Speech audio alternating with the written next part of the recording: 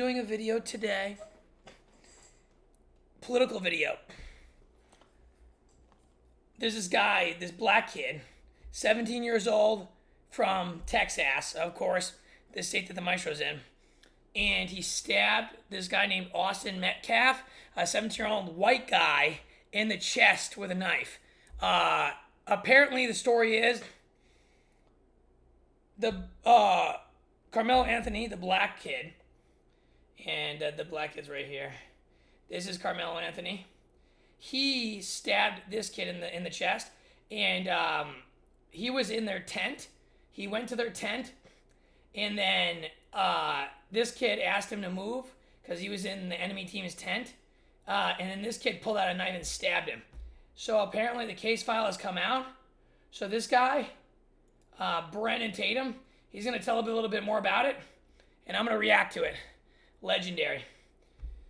All right, let's talk about the new updates in Carmelo Anthony's case. The case report was released about 2 days ago. I still haven't gotten access to it specifically because for whatever reason they did it in the line in which people requested it, and I think we requested it a little bit late in comparison to other people. So they've given the case report out to almost how many people through the Freedom of Information Act, and we haven't gotten ours yet. However, there are people that are online that are showing a document that looks like a case report. There are defense attorneys, and there's others that I've watched, and I reviewed the case report from their video. So let's talk about this. Let me see. What did that case There are report say? defense attorneys, and there's others that I've watched. Oh, let's just see what it said, actually. The case report from their video. You know, I do not like reading. So let's talk about this. And also, not only... Wait, it said ethnicity N. I wonder what N stands for. And I'm getting fired. This report being released. Also, the family of Carmelo Anthony has, I don't know if you would say hired, but they're... It didn't even say B, it said N. A company called the Next Generation Action Committee. Let me see what exactly it is. The Next Generation Action Network. And what it appears to me is that it's a black organization that support black people who are in situations like this. Let's start from the case report. I'm going to sum it up for you real quick so you don't have to take your time to try to read it. So apparently the black community, of course, or all the race baiters, are trying to say that Carmelo Anthony did it in self-defense when it clearly wasn't self-defense in any way, shape, or form. So people are really upset because, of course, if it was a black guy stabbing a black guy, this would get absolutely no media attention. But since it's black on white, it's automatically getting insane amounts of media attention. They're trying to raise money for Carmelo Anthony's defense when he's the one who stabbed the other kid, which is insane. The case report. When I do have it available, I may do another video or I may put the case report somewhere where you can read it yourself. But based on what I have observed, from what I believe is the case report, it is still a negative uphill battle for Carmelo Anthony when it comes to self-defense, and I'm going to tell you why. It appears that they have interviewed at least one person. Obviously, they've interviewed 75 people, which they have not disclosed the interview of these 75 people, just about one on the case report that I saw. And clearly there's bias. So whoever they interviewed, if that person is deemed to be disqualified as an independent witness, they can strike down that person's testimony as not legitimate. However, the one that they do have is that Carmelo Anthony was sitting under a tent that did not belong to him, that was a part of another school's tent. Allegedly, the kids came over and said, "Hey, man, you're sitting under the tent. You need to leave." Immediately, according to this document, Carmelo Anthony goes in his backpack and says, "Touch me and see what happens." And according to this witness, they didn't think that Carmelo had a weapon in his bag. And so one of the kids, I think it was Metcalf, touched him. And he said, "Now punch me and see what happens." Now, I don't know if people... A black without a weapon in their bag?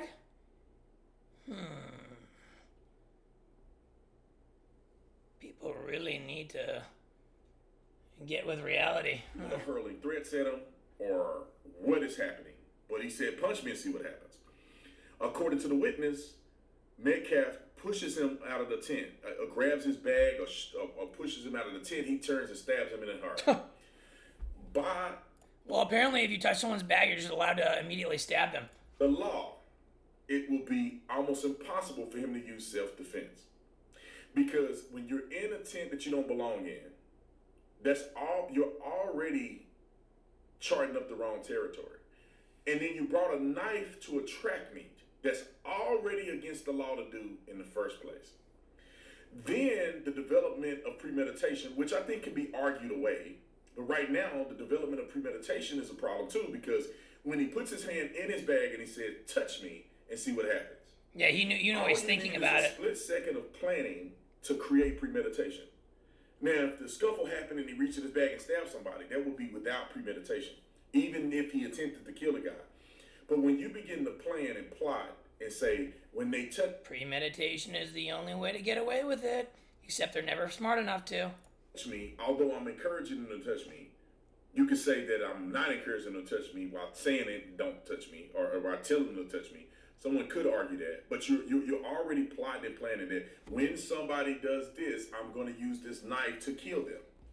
That kid clearly wanted to do that, because yeah, you don't pull out a knife and do that unless you really have some pure hatred of the other person, you know? I know what that's like. Yeah, so that was definitely premeditated. That's bad. And what happens? The kid touched him, he did nothing, but then the kid pushed him and then he stabbed him in the chest. Now, self-defense has to be an articulable, equal use of force. Yeah. So, person, so like, for example, if you brush by somebody in the hallway, you're not allowed to turn around and hit them in the face with a keyboard. I've had that happen before.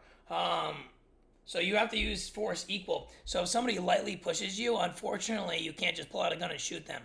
But so you have to use the equal amount of force, you know? is saying, I feel like my life is in danger of serious bodily injury or death. But yeah, if they full on attack you, then you're able to use massive force, deadly force. You can use deadly force. Yeah. But if someone is pushing you after asking you to leave a place and you use deadly force against them, that's not co-equal force. And self-defense does not allow you to use any accelerated force that you want because you feel like it. Let me give you an example. A knife is the same as a deadly force weapon like a gun. So if somebody pushes me, I can't just pull a gun out and shoot them in the chest. That's unequal force. I cannot argue unequivocally to a jury that I felt like my life was in danger. I felt like I would receive serious bodily injury or death. And then I also had opportunities to remove myself from the situation. Well, one time I was walking in the hallway and a tubbo chubbo was walking right past me and I felt like I was going to be squished up against the wall. I really needed to use deadly force right there, but I held my own. Means that when I went in my bag and I said, touch me, I could have just moved away from the situation. Instead, I escalated the situation. I wasn't in an attempt to de-escalate. So this is where, even after the case report, Carmelo Anthony is still going to have an uphill battle because he used disproportionate force. He wasn't supposed to have the knife on campus in the first place, and he was actually in the wrong by occupying space in a tent that didn't belong to him. After he had a reasonable request for him to move, he refused. Now, the testimony could be skewed, but right now, for what we have, that's what we have. Now let's get to this Next Generation Action Network. I listened to the entire thing on double speed, so I had to. It's 30 minutes. I listened to it so you don't have to listen to it. In minute Thank God for that. is when the whole thing falls apart. I am all for people getting fair representation. I am all for a group that wants to support black children or black people who are and ensure that they're getting a fair trial. I have no problem whatsoever. That's what America is all about. If you want to advocate for your people, advocate for your people. But then homeboy threw the whole thing out of the window and proved to me that he was biased beyond reason. When in this clip, I'm going to play for you, he says or compares this situation to Zimmerman from Trayvon Martin and Kyle Rittenhouse. Want to know the secret of authentic content that performs? Yeah, those are not the same things. They always try to do that. Kyle Rittenhouse, he's being chased by two people trying to hit him with skateboards. And then he had to end up turn around and shoot them, and one was trying to kill him with a gun. So he had to use deadly force. It's completely different. They always try to do this. Roll the clip. Of course, let's start off in the proper way. I'm Minister Dominique Alexander. I serve as president and founder of the Next Generation Action Network, the largest human and civil rights organization in North Texas. How do you have a job? How? Today we had a meeting with the leadership of the Frisco Police Department to discuss the matter of urgency in the escalating racial threats and bigotry and online hate directed at the Anthony family. Let me be clear. The Anthony family cannot leave their home because of the growing threats towards their safety. Their personal address has been exposed. Who's 12% of the population and commits 65% of the violent crime again? Can anyone remind me? They have received graphic and racist threats. They are being targeted with violence and simply because Lies, their child wrong. is in the center of this tragedy. He's the problem. This justice must be fair and impartial. Yeah, so he'll go to jail for the rest of his life or get the death penalty. We cannot allow That's fair. racism and bigotry to divide us. We cannot allow white America to decide when and how black people can speak up against oppression. We do not pull the race card. We live it. Yes, this case is their entire thing was Anytime about race. a child is lost, we mourn as a community. Our heart Wrong. goes out to the family of These guys are happy that this guy died. Austin Metcalf. But we do not race the right of the Anthony family to be protected and heard. All this guy does is have a nose and a goatee. This is the most disgusting Liberace peasant I've ever seen in my entire life. This kid's the definition of the biggest soy milk drinking latte-licious swine. Probably plays hopscotch for a living and ring around the rosy and licks tree bark off trees and dances for his dandelion patches. My God. Could his face be any tubbier? Jesus Christ. And treated with dignity. Tubby little Teletubby. That's why today we spoke with the Frisco Police He needs to get a shirt for his head. Leadership to demand answers. We need to know what steps are being taken to protect the Anthony family, the strategies of the threats that's being spreaded, and how Frisco police He's having trouble reading. that Carmelo Anthony's Sixth Amendment right, a fair and public trial, is fully respected. Let's make it clear that absolutely we have the full permission and trust of the Anthony family and authorized for the Next Generation Action Network to speak today. Today in this meeting, we talked about and was able to give them graphic images of what this family has had to deal with for the last couple of days. It is sad. These graphic images not only display children with knives, black children with knives stuck in their head, the Anthony family's address. We saw when this case first started that people were putting online that when Section 8 was accepted into the Frisco neighborhood, that became the lead of the downfall of Frisco. We saw so many different hateful. Oh, I'm tired of this guy talking. My, and he goes on. What the? Let's see. All right, let's see what this guy says.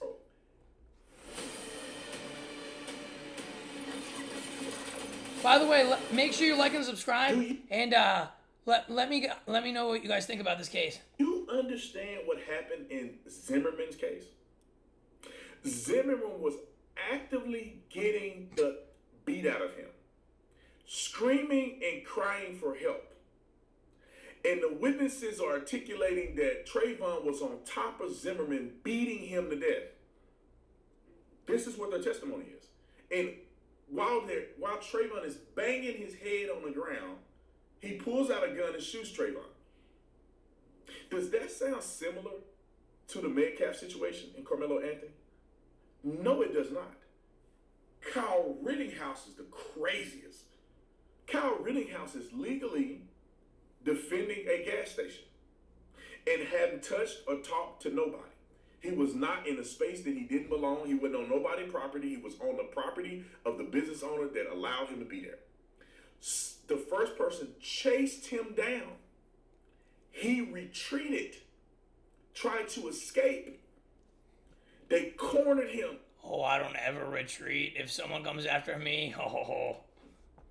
In a parking lot of a car lot, and tried to grab his weapon from him, and he fired a shot, killing the first guy.